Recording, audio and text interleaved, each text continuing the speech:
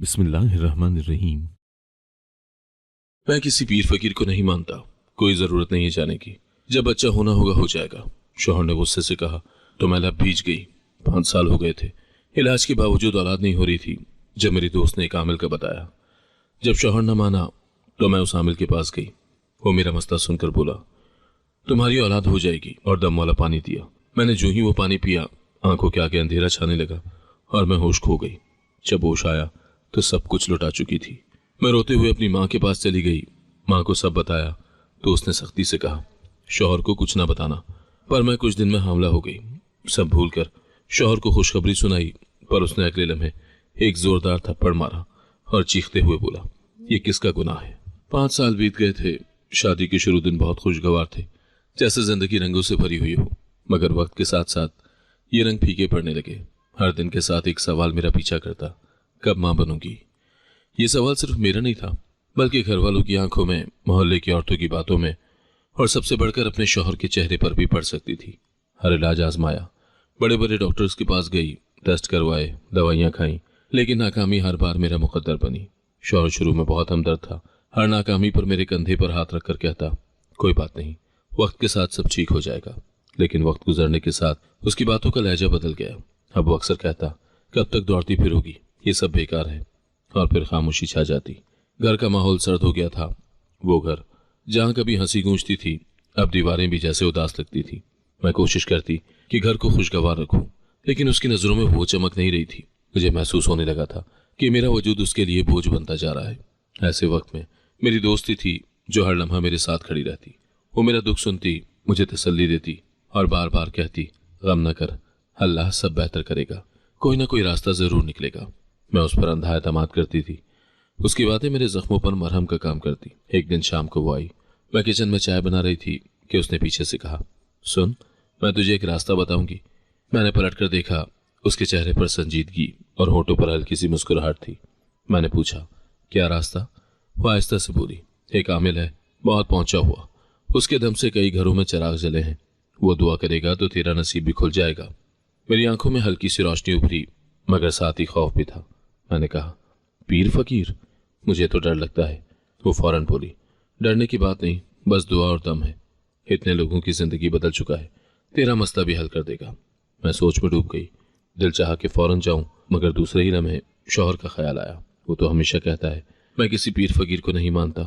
उस रात जब शौहर आया तो मैंने हिम्मत करके बात छेड़ दी। हिचकिचाते हुए कहा, अगर हम एक बार किसी आमिल के पास जाएं तो शायद। वो अचानक गुस्से में आ गया। उसके हाथ से चाय का कप जोर से टेबल पर रखा और कहा, मैं किसी पीर फकीर को नहीं मानता, ये सब ढोंग है, कोई जरूरत नहीं है जाने की। जब बच्चा होना होगा हो जाएगा। उसके लहजे की तलखी ने मेरे दिल को चीर दिया। मैंने कुछ कहना चाहा, मगर होंठ बंद हो गए। दिल में हजारों बातें थी, मगर जबान पर कफल लगा हुआ था। वो खामोशी से उठा और दूसरे कमरे में जाकर लेट गया। मैं अपने कमरे के कोने में बैठी रोती रही। दोस्त ने अगले दिन फिर कहा, उसकी जिद पर मत जा, तू खुद जा सकती है, शौहर को क्या पता चलेगा। मैंने कहा, अगर उसे पता चल गया तो? वो मुस्कुराई, तू उसे सिर्फ खुशखबरी देना बस। जब बच्चे की खबर सुनेगा तो सब भूल जाएगा। उसकी बातों में एक कशिश थी। मुझे लगा वाकई ये एक रास्ता है। शायद अल्लाह ने इसी तरह मेरा नसीब लिखा है। रात को बिस्तर पर लेटी तो नींद नहीं आई। शौहर करवट बदल बदल कर लेटा रहा। मैंने आहिस्ता से कहा, अगर कभी बच्चा ना हुआ तो? वो थोड़ा सा रुका, फिर सख्त लहजे में बोला, ऐसा नहीं हो सकता, बस वक्त का खेल है, और ये सब पीर फकीर के चक्कर छोड़ दो। मुझे इन बातों पर यकीन नहीं। उसके लहजे में सख्ती कम, मगर जिद ज्यादा थी। मैंने आंखें बंद कर ली। दिल में तूफान मचा हुआ था। अगले दिन माँ के पास गई तो उसने कहा, बेटी, शौहर का दिल रखने की कोशिश कर, अगर वो राजी ना हो तो जिद ना कर। मैंने इस बात में सर हिला दिया, लेकिन अंदर से फैसला कर चुकी थी। मैंने सोचा, अगर मैं छुप कर चली भी गई और कुछ हासिल हो गया तो यही सबके लिए बेहतर होगा। दोस्त ने मजीद हौसला दिया, यह जिंदगी का सबसे बड़ा मौका है, बस एक बार जाकर देख, सब बेहतर हो जाएगा। रात गए जब शौहर सो रहा था, मैं खिड़की से बाहर चांद देख रही थी। दिल में एक ही सवाल था, क्या मैं सही कर रही हूँ? चांदनी मेरी आंखों के आंसुओं में घुल गई। मैंने दिल दिल में फैसला कर लिया, अगर ये रास्ता मुझे माँ बना सकता है तो मैं जरूर जाऊंगी, चाहे छुप कर ही क्यों न जाना पड़े। और उसी रात मैंने पहली बार खुद से कहा, यह मेरा इम्तहान है, कल से सब कुछ बदल जाएगा। सुबह के वक्त घर में एक अजीब सा सकूत था। शौहर नाश्ते की मेज पर खामोश बैठा था और मैं उसके सामने चाय का कप रख रही थी। उसकी खामोशी मेरे दिल पर बोझ बन रही थी। कल रात के फैसले के बाद मेरे कदम लरज रहे थे, लेकिन दिल किसी अनजानी उम्मीद से जुड़ा हुआ था। शौहर ने सिर्फ इतना कहा, खाने पर ध्यान दिया करो, ये सब सोचने से कुछ नहीं होता। मैंने सर हिलाया, मगर दिल में तय कर लिया कि अब बस वक्त ज़ाया नहीं करना। उसी शाम मैंने दोस्त को पैगाम भेजा, मुझे ले चल। वो फौरन घर आ गई। दरवाजे पर खड़े होकर उसने सरगोशी की, आज हिम्मत कर ले, शौहर घर पर नहीं है, यही वक्त है। मैंने अपनी ओढ़नी संभाली और उसके साथ चल पड़ी। रास्ते में वो बार बार मुझे हौसला देती, बस एक दम है, दुआ है, सब आसान हो जाएगा। मेरा दिल कांप रहा था, मगर कदम आगे बढ़ते जा रहे थे। वो जगह शहर के किनारे पर एक पुराना सा मकान था। दरवाजा बजाते ही एक बूढ़ी औरत ने हमें अंदर बुलाया। कमरे में हल्की रोशनी थी, दीवारों पर अजीबोगरीब तावीज लटक रहे थे। कोने में एक शख्स बैठा था, लंबी दाढ़ी, हाथ में तस्बीह, आंखों में एक अजीब सी चमक। यही वो आमिल था। मैंने नजरें झुकाई तो उसने नरमी से कहा, बेटी उदास क्यों हो, सब ठीक हो जाएगा। मैंने बमुश्किल हिम्मत करके कहा, 5 साल हो गए, इलाज सब कर चुकी हूँ, मगर औलाद नहीं हो रही। वो मुस्कुराया और बोला, ये दुनियावी इलाज सब बेकार है, नसीब बदलने की ताकत दुआ में है। उसने एक बोतल निकाली और बोला, ये पानी पी लो, तकदीर के दरवाजे खुल जाएंगे। मेरे हाथ कांपने लगे। मैंने पूछा, इसमें कुछ है तो नहीं? वो बोला, ये कुरानी दम है, डरने की जरूरत नहीं। दोस्त ने सर हिलाया और कहा, पी ले, यही वक्त है। मैंने आंखें बंद की और घूंट भर लिया। लम्हा भर को सब कुछ खामोश हो गया। फिर अचानक मेरे जिस्म पर कपकपी तारी हुई, आंखों के आगे अंधेरा छा गया। मैं जमीन पर गिरी और होश खो बैठी। जब आंख खुली तो कमरा खाली था, सिर्फ वो बूढ़ी औरत दरवाजे पर खड़ी थी। मेरा जिस्म लरज रहा था, कपड़े बिखरे हुए थे और दिल में एक ऐसा जख्म था जिसे लफ्जों में बयान करना मुश्किल था। मैंने कांपती आवाज में पूछा, मेरी दोस्त कहाँ है? उसने कंधे उचका दिए। मैं दौड़ती हुई मकान से बाहर निकली, गलियां पार की और घर आकर कमरे में खुद को बंद कर लिया। रात भर रोती रही। सुबह होते ही माँ के पास चली गई। माँ ने मेरा हाल देखा तो घबरा गई। क्या हुआ? मैंने टूटे दिल से सब कुछ बता दिया। माँ ने मेरा हाथ पकड़ा और सख्त लहजे में कहा, बस शौहर को कुछ ना बताना, वरना सब खत्म हो जाएगा, ये राज तेरे साथ ही रहेगा। मैंने रोते हुए कहा, माँ मैं क्या करूं? उसने मेरा सर अपने कंधे पर रखा और कहा, बेटी कभी कभी बर्दाश्त ही सबसे बड़ी हिम्मत होती है। घर वापस आई तो शौहर ने पूछा, कहाँ गई थी? मैंने झूठ बोला, माँ के पास। उसने सर हिलाया और बस इतना कहा, अच्छा किया। उसकी नज़र में बदगुमानी नहीं थी, मगर मेरा दिल खौफ से भरा हुआ था। अगले दिन दोस्त फिर आई, जैसे कुछ हुआ ही ना हो। उसने कहा, कैसा लगा? हामिल बड़ा पहुंचा हुआ है, बस अब सब्र कर, नतीजा मिलेगा। मैंने उसे घूर कर देखा, मगर खामोश रही। उसकी बातों ने मुझे मजीद बेचैन कर दिया। चंद दिन के बाद अजीबोगरीब ख्वाब आने लगे। कभी अंधेरे में डूबी हुई राहें देखती, कभी बच्चों की हंसी सुनाई देती और कभी अचानक सब कुछ गायब हो जाता। मैं घबराकर जाग जाती और दिल जोर जोर से धड़कने लगता। शौहर को कुछ ना बता सकी। घर के काम करते हुए भी एक अनजाना बोझ महसूस होता। कभी लगता कोई पीछे खड़ा है, कभी मेरे कमरे में साया सा गुजरता दिखाई देता। माँ से जिक्र किया तो उसने कहा, ये सब वहम है, अपना दिल मजबूत कर। एक दिन बाजार में मोहल्ले की एक औरत मिली। उसने कहा, सुना है तुम किसी आमिल के पास गई थी? मेरा दिल धक से रह गया। मैंने फौरन इनकार किया, लेकिन अंदर से डर गई कि कहीं शौहर तक ये बात ना पहुंच जाए। घर आकर दोस्त को डांटा, किसी को कुछ बताया था? वो हंसकर बोली, पागल है क्या, मैंने क्यों बताना था? उसकी आंखों में एक अजीब सी चमक थी जो मुझे मजीद बेचैन कर गई। कुछ दिन के बाद जिस्म पर कमजोरी छाने लगी, चक्कर आते, दिल घबराता। मैंने सोचा कि डॉक्टर के पास जाऊं, मगर फिर डर गई कि कहीं कोई राज ही ना खुल जाए।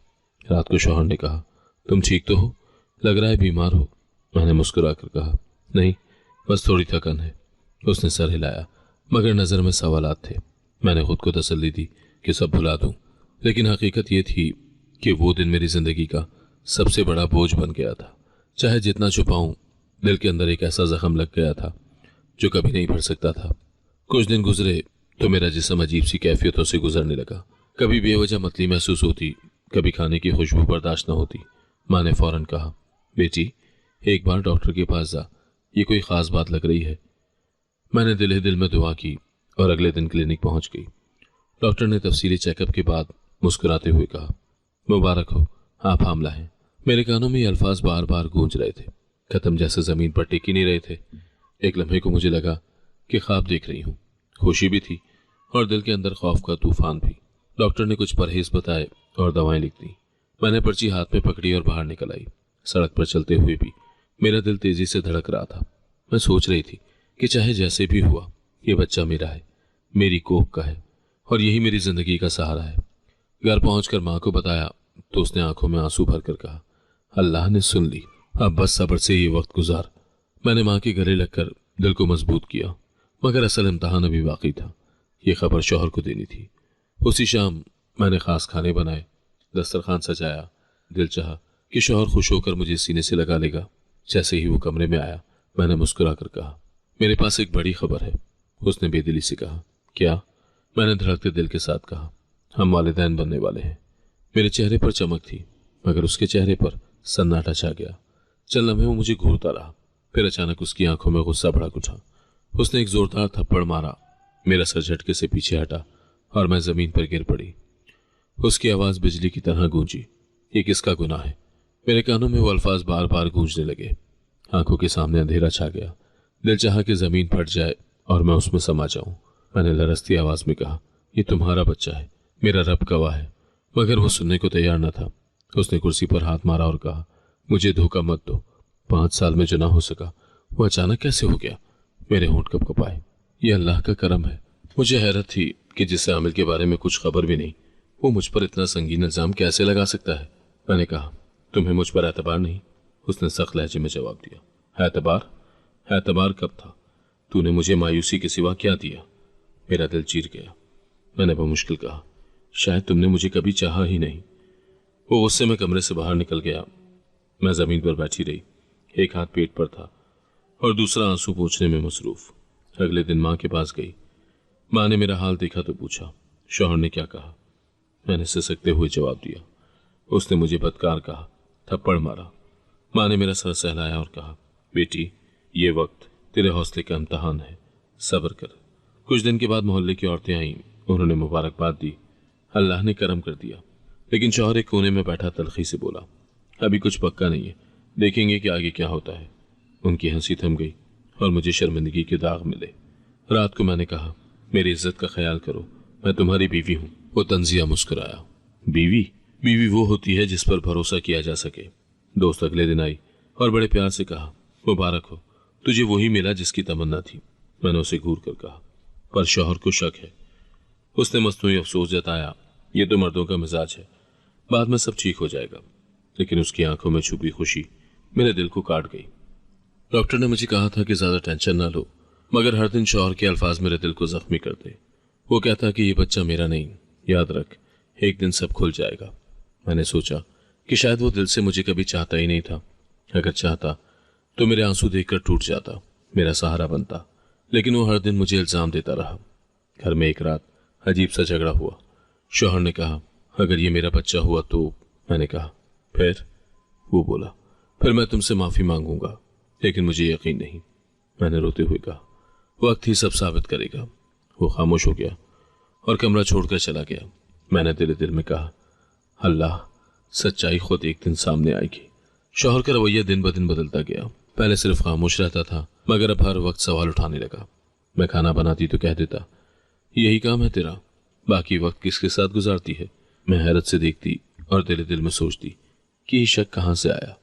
हर बात पर कचूके, हर बात पर ताना, मेरी हर बात पर शक, हर नजर में नफरत। मेरी दोस्त रोज घर आती और मुझे तसल्ली देती। वो मेरे आंसू साफ करती, कहती, ये मर्दों की आदत है, वक्त के साथ बदल जाएगा। मैं उसकी बातों पर भरोसा कर लेती, लेकिन मुझे ये इल्म न था कि वही मेरे खिलाफ जहर घोल रही थी। जब शौहर घर आता, वो सामने बैठती तो बड़ी मासूमियत से बातें करती। कभी कहती, तुम्हारी बीवी बहुत खामोश रहती है, न जाने किस सोच में रहती है। कभी कहती, इसे बाजार में अकेले देखा है। एक दिन कमरे में झगड़ा हुआ। शौहर ने गुस्से से कहा, यह बच्चा मेरा नहीं है। मेरे आंसू बह निकले, ये कैसे कह सकते हो? वो बोला, क्या मैं अंधा हूं? लोग क्या कुछ नहीं कह रहे?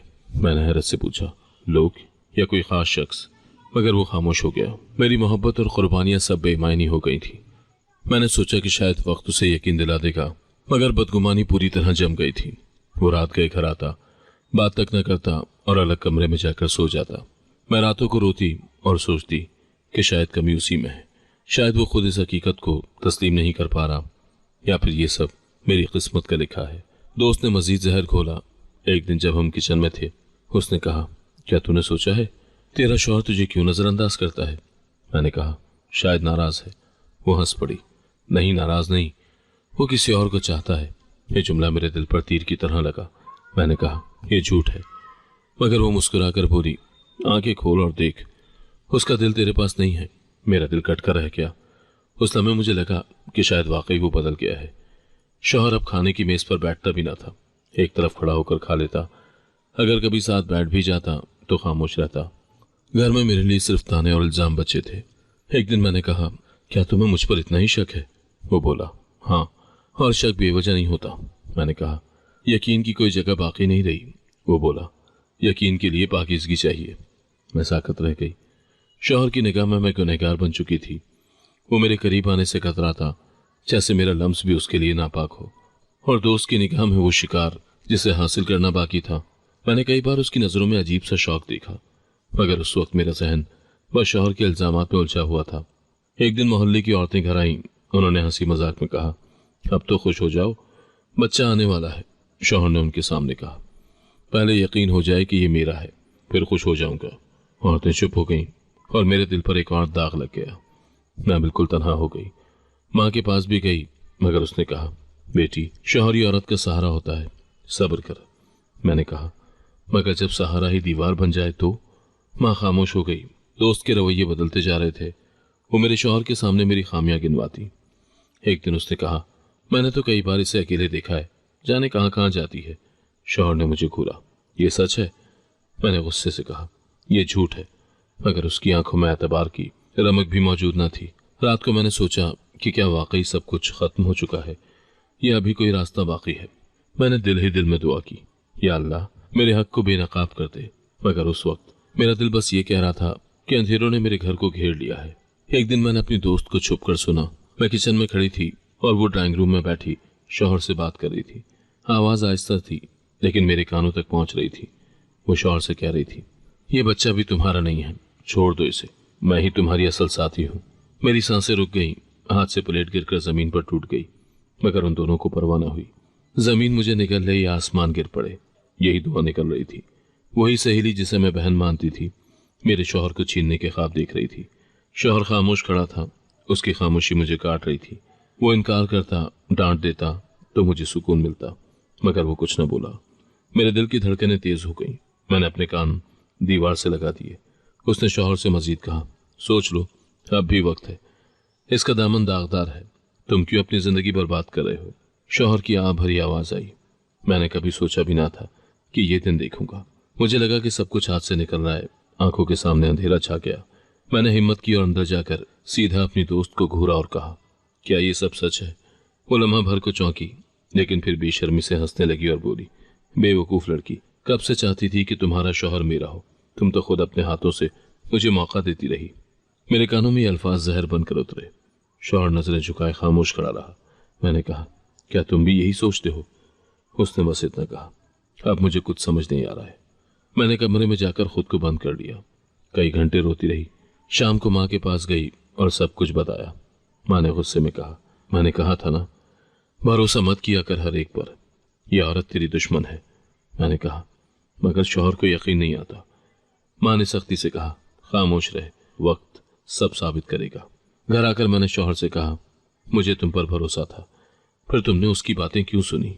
वो बोला, लोगों की बातें और उसकी गवाही सब एक ही तरफ इशारा कर रहे हैं। मैंने चीख कर कहा, यह सब झूठ है। मगर उसने सर्द लहजे में कहा, वक्त ही फैसला करेगा। अगले दिन दोस्त फिर आ गई, जैसे कुछ हुआ ही ना हो। उसने शौहर के सामने मसनूई मासूमियत से कहा, मैं तो सिर्फ तुम्हारे भले के लिए बात कर रही थी। मैंने गुस्से से कहा, झूठी औरत। शौहर ने मुझे घूरा, बदतमीजी ना करो। उस लम्हे मुझे लगा कि मेरा शौहर अब मेरा नहीं रहा। मेरा घर उजड़ रहा था। दोस्त ज्यादा वक्त घर में गुजारने लगी। कभी किचन में हाथ बटाने आ जाती, कभी बच्चों की बातें करती। शौहर उसकी मौजूदगी में नर्म रवैया अख्तियार करता। एक दिन तो वो हंसते हुए कह रही थी, अगर ये बच्चा तुम्हारा होता तो तुम्हें खामोश हो जाना चाहिए था, लेकिन तुम तो खुद जानते हो कि हकीकत क्या है। मैंने शौहर को सब कुछ बताना चाहा, मगर वो मेरी बात न माना। उसने कहा, मेरी आंखों के सामने जो हो रहा है उस पर यकीन न करूं और तेरी बात पर कर लूं। मेरा दिल टूट गया। मैंने अपनी दोस्त को पकड़कर कहा, क्या तुझे शर्म नहीं आती? फिर वो हंसी और बोली, शर्म? मुझे वो सब चाहिए जो तुमने पाया है, और जल्द ही वो मेरा होगा। उसके अल्फाज मेरे लिए कयामत थे। रात को शौहर ने कहा, अब मेरा दिल मजीद बर्दाश्त नहीं कर सकता। अगर ये बच्चा मेरा निकला तो तुम्हें कुछ नहीं कहूंगा, वरना ये रिश्ता खत्म हो जाएगा। याद रखना, अल्लाह सब देख रहा है। घर के कोने कोने में सर्दी फैल गई। मुझे महसूस हुआ कि मेरा शौहर हर वक्त उसकी बातों के हिसार में है। एक दिन उसने कहा, वो सच बोल रही है। मैंने जवाब दिया, नहीं, वो जहर है। लेकिन मेरी आवाज कहीं दब गई। मेरी माँ बार बार कहती, बेटी हौसला रखो, मगर मैं खुद को टूटता हुआ महसूस कर रही थी। हर दिन दोस्त की चालों ने घर को मजीद जहरीला बना दिया।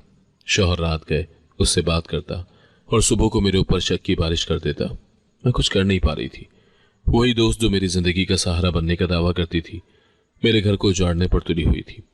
शौहर की आंखों में अब भी वही बदगुमानी थी। मैंने सोचा कि अब शायद सिर्फ वक्त ही मेरी बेगुनाही साबित करे। शौहर का रवैया सख्त से सख्त तर होता गया। कभी सिर्फ खामोशी इख्तियार करता था, लेकिन अब उसके अल्फाज तलवार की तरह काटने लगे थे। दिन रात ताने, इल्जाम, बदगुमानी और तंजिया जुमले।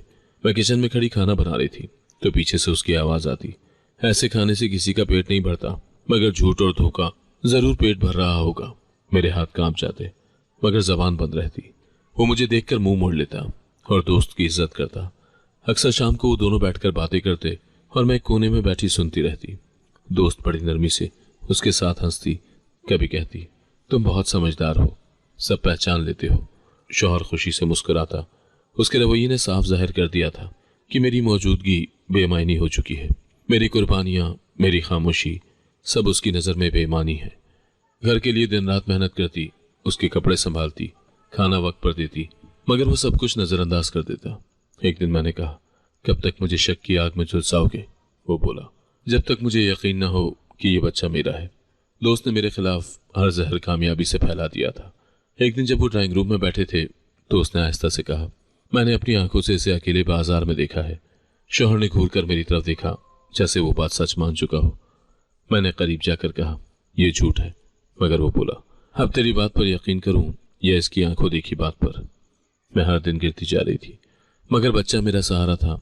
जब मैं अपने पेट पर हाथ रखती तो दिल कहता, ये मेरा है, मेरा खून है। ये सच एक दिन सब कुछ साबित करेगा, ये सच एक दिन सब कुछ साबित कर देगा। मगर शौहर के अल्फाज मुझे अंदर से तोड़ रहे थे। रातों को मैं आंखें बंद करके अल्लाह से दुआ करती, आंसुओं से तकिया तर हो जाता। मैं कहती, या अल्लाह, मेरा राज ना खुले, मेरा बच्चा सलामत रहे। नींद भी रूठ चुकी थी। दिन का सुकून और रात का सुकूत सब एक जैसे अजियतनाक हो गए थे। माँ कहती, सब्र कर बेटी, वक्त सच दिखा देगा। लेकिन सब्र का दामन हाथ से छूटने लगा था। एक दिन मैंने कहा, माँ, अगर वो मुझे छोड़ दे तो? माँ ने मेरा हाथ पकड़कर कहा, अगर छोड़ भी दे तो तेरा रब तेरा सहारा है, बस हौसला रख। शौहर खुलकर ताने देता, ये बच्चा मेरा नहीं है। एक दिन मोहल्ले में बैठे लोगों के सामने कह दिया। सब चौंक गए, कुछ खामोश हो गए और कुछ ने आंखों में सवाल लिए मुझे देखा। मैंने नजरें झुका ली। उस दिन मेरा दिल चाहा कि जमीन फट जाए और मैं उसमें छुप जाऊं। मैं अंदर ही अंदर टूट रही थी, मगर बोल नहीं सकती थी। हर दिन एक नई अजियत, एक नया जहर, एक नया ताना। दोस्त की मौजूदगी मेरे लिए जहर कातिल बन गई थी। वो हंसती, मेरे शौहर को हौसला देती और मैं अपनी आंखों से ये सब देखती। दोस्त की आंखों में फरेब और हवस की चमक थी। वो शौहर के करीब आते आते अब उसके साथ खाना भी खाने लगी थी। एक दिन मैंने शौहर से कहा, क्या तुम्हें नहीं लगता कि वो हद से बढ़ रही है? उसने फौरन कहा, कम से कम वो तो मेरा साथ दे रही है। ये जुमला सुनकर मेरे दिल पर एक और बोझ आन पड़ा। वो आहिस्ता आहिस्ता मेरी जगह लेने के ख्वाब देख रही थी। कभी कपड़े पर राय देती, कभी खाने की तारीफ करती और शौहर भी उसकी बातें मान लेता। एक दिन उसने कहा, आपके लिए मैं खास डिश बना सकती हूँ। और अगले दिन वाकई घर आकर बावर्ची खाने में खड़ी हो गई। मैंने मना किया, मगर शौहर ने कहा, इसे करने दो, इसका दिल साफ है। मुझे लगा कि सब खत्म हो जाएगा। मेरी दुनिया, मेरा रिश्ता, मेरा सुकून, सब कुछ मुझसे छिन रहा था। मगर दिल के किसी कोने में उम्मीद बाकी थी कि शायद ये अंधेरा ज्यादा देर ना टिके। लेकिन तकदीर अभी एक और मोड़ दिखाने वाली थी। कुछ ऐसा होने वाला था जो मेरी जिंदगी की काया पलट देता। सच ज्यादा देर छुप नहीं सकता था। वो वक्त करीब आ रहा था जब पर्दे उठने लगेंगे और राज खुलने लगेंगे। मैंने अल्लाह से कहा, या रब, मेरा सहारा तू है, मेरी इज्जत बचा ले। और दिल को यकीन हुआ कि यह अंधेरा जल्द खत्म होने वाला है। एक दिन शौहर ने अपनी दोस्त पर नजर रखी। यह ख्याल उसे यूं ही अचानक नहीं आया, बल्कि पिछले कुछ दिनों से उसके रवैये में कुछ ऐसा था जो उसे खटक रहा था। वो अक्सर रात गए फोन पर मसरूफ रहती, और जब शौहर पूछता कि किससे बात कर रही हो तो वो हंसकर बात बदल देती। उसी दिन शाम के वक्त शौहर ने दरवाजे के पीछे खड़े होकर सुना। वो फोन पर किसी और मर्द से बात कर रही थी। उसके लहजे में नरमी और लचक थी। वो हंसते हुए कह रही थी, फिक्र न करो, मैंने उसे पूरी तरह अपने काबू में कर लिया है। उसकी बीवी की बर्बादी अब बस वक्त की बात है। शौहर के कदम जैसे जमीन में धंस गए। उसकी बातों में मेरी बर्बादी का जिक्र था। वो कह रही थी, मैंने उसे यकीन दिला दिया है कि ये बच्चा उसका नहीं है। अब वो दिन दूर नहीं जब वो मुझे अपनी जिंदगी में जगह देगा। ये सुनकर शौहर के दिल में पहली बार शुकूक जागे। वो अंदर आया तो उसके चेहरे पर उलझन थी। दोस्त ने फौरन फोन बंद किया और मासूमियत से बोली, आप आ गए? मैं तो बस एक कजन से बात कर रही थी। शौहर ने गौर से उसे देखा मगर कुछ न कहा। रात भर वो करवटें बदलता रहा। अगले दिन उसने चुपके से उसका पीछा किया। दोस्त दोपहर के वक्त घर से निकली और शहर के कच्चे इलाके की तरफ बढ़ गई। शौहर दूर दूर से पीछे चल रहा था ताकि उसे पता न चले। वो एक पुराने मकान के सामने जा रुकी और अंदर चली गई। दोस्त को उसी आमिल के पास देखा जिसके पास मुझे भेजा था। शौहर की आंखें हैरत से फैल गईं। यही वो आमिल था जिसके बारे में वो हमेशा कहता था कि ये सब ढोंग है, मगर आज उसकी अपनी दोस्त उसी के सामने बैठी थी। शौहर के कदमों तले जमीन निकल गई। वो खिड़की के करीब दुबक कर खड़ा हो गया। अंदर से बातों की आवाज साफ आ रही थी। वहां वो दोनों पैसे और मंसूबे पर बात कर रहे थे। दोस्त कह रही थी, तुमने कहा था कि एकदम से वो हमला हो जाएगी। अब ये राज मेरे लिए फायदा है, लेकिन पैसा ज्यादा मांगना छोड़ दो। आमिल ने तंजिया हंसी के साथ कहा, मैंने तुझे खेल खेलने का मौका दिया, अब उसकी कीमत भी चुकानी होगी, वरना सबको बता दूंगा कि तू किसके साथ ताल्लुकात रखती है। आमिल उसे ब्लैकमेल कर रहा था, इज्जत भी बर्बाद करना चाहता था। वो बोली, खामोश रहो, अगर किसी को पता चल गया तो मेरा खेल बिगड़ जाएगा। शौहर ने यह सब सुना तो उसके हाथ कांपने लगे। शौहर को समझ आ गया कि जिसे वो नेक समझ रहा था दरअसल वो एक जाल था। जिस आमिल को उसने हमेशा धोखेबाज कहा था, उसी के जाल में उसकी दोस्त फंसी हुई थी। वो अब जान गया था कि यहाँ कुछ और भयानक चल रहा है। उसने देखा कि दोस्त कितनी गंदी हकीकत रखती है। वो जिस पर अंधा एतमाद करता रहा वही असल में दोहरा खेल खेल रही थी। एक तरफ वो उसके कान भरती और दूसरी तरफ अपनी दुनिया बनाने में लगी हुई थी। मगर अभी भी उसके दिल में मुझ पर शक बाकी था। उसने सोचा, अगर ये सब उसकी चाल है तो मेरी बीवी का क्या कसूर है, और अगर वाकई बीवी ने कुछ छुपाया है तो ये सब कैसे मुमकिन है। वो उलझ गया कि सच कौन है और झूठ कौन। दोस्त की बातें, आमिल की साजिश और मेरा खामोश सब्र सब एक दूसरे के मुतजाद थे। मेरे बच्चे का कसूर क्या है वो ये सोच ना पाया। एक तरफ बच्चे का बाप बनने की खुशी थी, दूसरी तरफ उसके दिल के अंदर शक की दीवार अब भी खड़ी थी। उसने खुद से कहा, अगर ये बच्चा मेरा हुआ तो ये सब इल्जाम बेबुनियाद हैं, लेकिन अगर नहीं तो फिर। लेकिन एक कड़ी उसके दिमाग में जागी थी। वो अब अंधाधुन दोस्त की हर बात पर यकीन करने के बजाय सवाल करने लगा था। रात को उसी ने दोस्त को मैसेज किया, कल कहाँ थी? उसने जवाब दिया, बस एक रिश्तेदार के घर। उसके दिल में ख्याल आया कि वो झूठ बोल रही है, क्योंकि वो सब अपनी आंखों से देख चुका था। घर लौटकर वो मुझसे उलझने लगा। उसके चेहरे पर गुस्से और उलझन दोनों का अक्स था। वो बार बार सवाल पूछता, कभी मेरी आंखों में देखकर कहता, सच बता दे, अगर कुछ छुपाया है तो अब भी वक्त है। मैंने बार बार कहा, मेरे पास छुपाने को कुछ नहीं है। उस दिन पहली बार उसकी आंखों में नरमी की झलक देखी, जैसे वो खुद भी अपनी सोच से थक गया हो। उसने थके हुए लहजे में कहा, क्या तुम वाकई बेकसूर हो? मेरी आंखों से आंसू बहने लगे। मैंने हाथ उठाकर कहा, हाँ, मेरा रब गवाह है। मेरी बात सुनकर वो कुछ लम्हे खामोश रहा। कमरे में अजीब सा सुकून छा गया। बाहर गली से बच्चों की खेलने की आवाजें आ रही थी, मगर हमारे दरमियान फासला और बढ़ गया था। शौहर के दिल में लड़ाई जारी थी। एक तरफ तो उसके जहर भरे अल्फाज जिन्होंने उसके जहन पर जमी हुई बदगुमानी की तह बिछा दी थी, और दूसरी तरफ मेरा सब्र, मेरी खामोशी और मेरे आंसू थे। वो खुद को समझाना चाहता था, मगर बार बार वही जुमले उसके कानों में गूंजने लगते, ये बच्चा तुम्हारा नहीं है। दोस्त अब हद से बढ़ गई। उसने मौका देखकर शौहर से साफ कहा, इसे छोड़ दो, मैं ही तुम्हारी असल मोहब्बत हूँ, इसके साथ रहकर तुम बर्बाद हो जाओगे। इस बार वो ना हंसी ना बहाने बनाए, बल्कि जटाई से अपनी ख्वाहिश जाहिर कर दी। ये सुनकर शौहर चौंक गया। उसकी आंखों में हैरत दौड़ गई।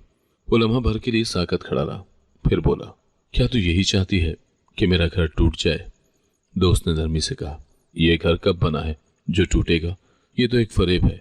तुम्हें असल सुकून मेरे साथ मिलेगा। अब उसे अंदाजा हुआ कि यह औरत सिर्फ लालची और फरेबी है। उसने सोचा कि जो औरत किसी और के घर को तोड़ने के लिए इतनी बेकरार है, वो उसकी साथी कैसे बन सकती है। उसके दिमाग में रोशनी की किरण उतरने लगी। उसने पहली बार महसूस किया कि जो बातें वो सुन रहा था वो किसी मकसद के लिए थी, ना कि सच्चाई के लिए। लेकिन उसने अभी फैसला नहीं किया था। अंदरूनी जंग जारी थी। वो कभी मेरे करीब आता और मेरी पेशानी पर लिखी हुई मासूमियत को देखता, फिर अचानक पलटकर दोस्त की चालाक बातों को याद करता। दिल में कहता कि अगर ये बेकसूर है तो ये जुल्म होगा, मगर अगले लम्हे सोचता, अगर ये सब सच है तो मेरा मुस्तकबिल बर्बाद हो जाएगा। मेरी आजमाइश का वक्त बाकी था। हर दिन नए सवाल, नई कड़ियाँ और नई अजियत लेकर आता। मैं खाना बनाती तो वो आकर प्लेट को उलट देता, कहता, मेरे दिल को सुकून नहीं मिलता। मैं कुरान खोल कर बैठती तो वो तंज़िए हंसी के साथ कहता, अब दुआ के सहारे बचना चाहती हो। और दोस्त अपनी आखिरी चाल चलने वाली थी। एक दिन उसने शौहर को कहा, कल मेरे साथ आओ, मैं तुम्हें वो दिखाऊंगी जिससे सब कुछ वाजे हो जाएगा। शौहर हैरान हुआ और पूछा, क्या दिखाओगी? वो बोली, बस साथ चलना, फिर यकीन आ जाएगा। उस रात शौहर अजीब कैफियत में रहा। बार बार मेरे चेहरे को देखता और फिर नजरें चुरा लेता। उसने कहा, अगर कल कुछ ऐसा सामने आ गया जिससे तुम्हारी बेगुनाही साबित हो गई तो? मैंने कहा, तो फिर तुम्हें खुद शर्मिंदा होना पड़ेगा। वो खामोश हो गया। अगले दिन वो वाकई दोस्त के साथ निकल गया। मैं दिल थाम के कमरे में बैठी रही। हर लम्हा लगता कि कोई क़यामत टूटने वाली है। शाम को वो वापस आया तो चेहरे पर गुस्से और हैरत का मिला जुला रंग था। दोस्त ने उसे फिर बहकाने की कोशिश की, मगर उसकी आंखों में पहली बार यकीन की किरण दिखाई दी। वो मुझे देखकर बोला, मैं अभी फैसला नहीं कर सकता, लेकिन अब मुझे लगता है कि सब कुछ वैसा नहीं जैसा दिखाया गया था। ये सुनकर मेरा दिल लरस गया। कम से कम अब वो अंधाधुन यकीन नहीं कर रहा था, मगर खतरा भी टला नहीं था, क्योंकि दोस्त ने हार नहीं मानी थी। वो अब आखिरी बार के लिए तैयार थी। शौहर ने दोबारा दोस्त का पीछा किया। इस बार उसने पुख्ता इरादा कर लिया था कि किसी भी तरह हकीकत का पर्दा उठाकर रहेगा। उसके दिल में कई दिनों से सवालात थे, लेकिन अब वो शक और यकीन की जंग से निकलकर हकीकत को अपनी आंखों से देखना चाहता था। वो खामोशी से दोस्त के पीछे गया, रास्ते पर नजरें झुकाए ताकि पहचान न लिया जाए। इस बार उसे रंगे हाथों किसी और मर्द के साथ देख लिया। वो शख्स ना तो आमिल था, ना ही कोई मजहबी चेहरा। एक आम सा आदमी था जो सिगरेट पीते हुए गली के कोने पर खड़ा था। दोस्त उसके करीब जाकर हंसने लगी और दोनों बातों में महू हो गए। शौहर एक दीवार के पीछे छुपकर ये सब देख रहा था। वो आमिल नहीं था, बल्कि कोई और शख्स था। उसके हाथ में एक लिफाफा था जो उसने दोस्त को थमा दिया। दोस्त ने जल्दी से वो लिफाफा पर्स में रखा और हंसते हुए बोली, फिक्र न करो, सब कुछ मेरे काबू में है। शौहर की आंखें हैरत से फैल गईं। वो हंस रही थी और कह रही थी, मैंने उसकी जिंदगी बर्बाद कर दी। अब वो अपनी बीवी पर यकीन नहीं करेगा और एक दिन वो मुकम्मल तौर पर मेरा हो जाएगा। ये अल्फाज शौहर के दिल को तीर की तरह लगे। उसके दिमाग से पर्दे उठ गए। अब वो समझ गया कि ये सब खेल था, एक साजिश, एक फरेब। अब उसे यकीन आ गया कि असल गुनहगार कौन है। वो वही औरत थी जिसे वो अपनी बीवी की खैरखा समझता रहा, जिस पर अंधाधुन एतमाद करता रहा। उसकी अपनी आंखों के सामने उसका असल चेहरा खुल चुका था। वो गुस्से में कांपता हुआ घर लौटा। रास्ते भर उसके कदम लड़खड़ाते रहे। कभी रुक जाता, कभी हाथ दीवार पर रखकर खुद को संभालता। घर पहुंचते ही दरवाजा जोर से बंद किया और सीधा कमरे में आया। मेरे कदमों में बैठ गया और बोला, मैंने तुम पर शक किया, मुझे माफ कर दो।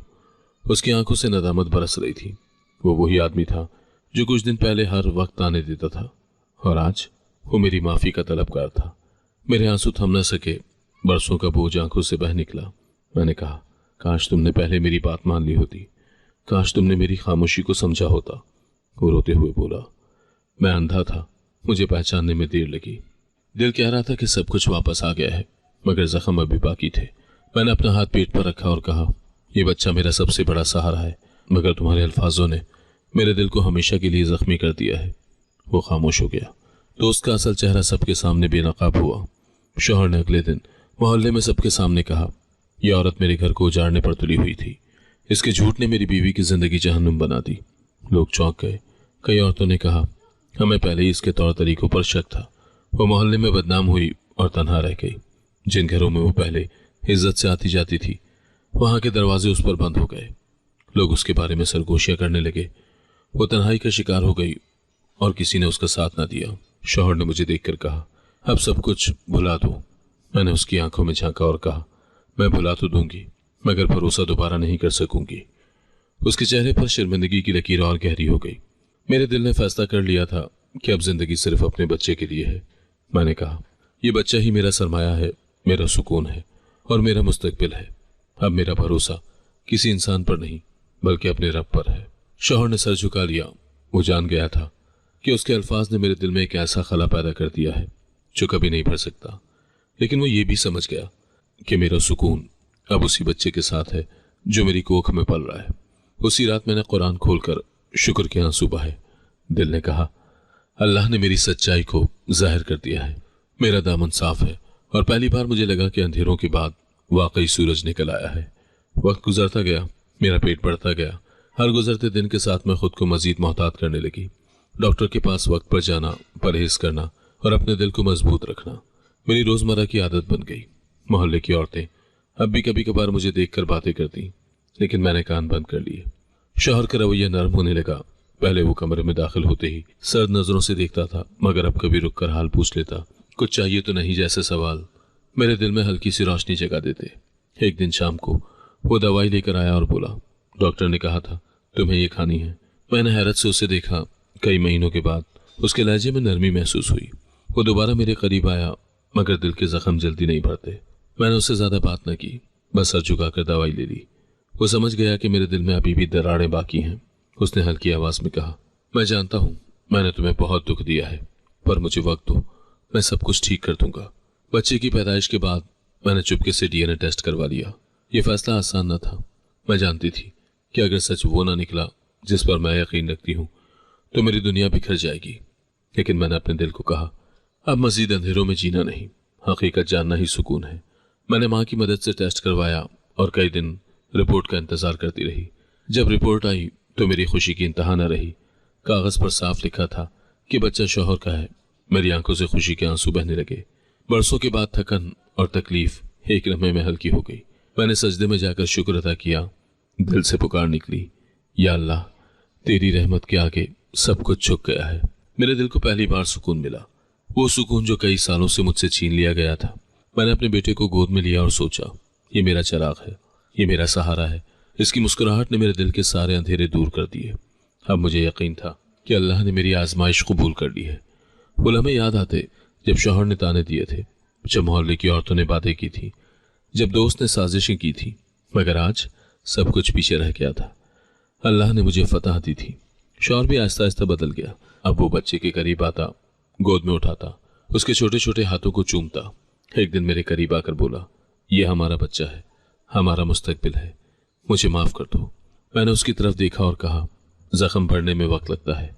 वो खामोश हो गया, मगर उसकी आंखों में नरमी और पशेमानी वाज़े थी। हम दोनों ने नए सिरे से जीने की कोशिश की। वो मुझे अस्पताल ले जाता, बच्चे के कपड़े खरीद कर लाता और रातों को जाग कर बच्चे को गोद में लिए रखता। कभी कभार वो खुद से कहता, काश मैंने पहले तुझ पर भरोसा किया होता। मैं सुनती मगर जवाब न देती। वक्त के साथ साथ हमारी खामोशी बातों में बदलने लगी, लेकिन अंदर से मैं जानती थी कि वही दोस्त मेरा एतमाद को हमेशा के लिए तोड़ गई है। उसकी शक्ल याद आती तो दिल में खौफ और नफरत एक साथ जागते। मैंने शौहर से कहा, मैं नहीं चाहती कि वो औरत अब कभी हमारे करीब आए। उसने फौरन जवाब दिया, वो औरत हमारे लिए मर चुकी है, उसका नाम भी जबान पर मत लाना। मैंने फैसला किया कि अब अंधाधुन किसी पर भरोसा नहीं करूंगी, चाहे वो कोई रिश्तेदार हो या दोस्त। मैंने अपनी जिंदगी की सबसे बड़ी कीमत अदा की थी। अब मुझे पता चल गया था कि अंधा एतमाद इंसान की बुनियाद हिला देता है। मेरी दुनिया बस मेरा बच्चा और मेरा रब है। बच्चा मेरे लिए जिंदगी की सबसे बड़ी हकीकत था और रब मेरा सबसे बड़ा सहारा। जब मैं बच्चे को गोद में लेकर अजान देती तो दिल भर आता।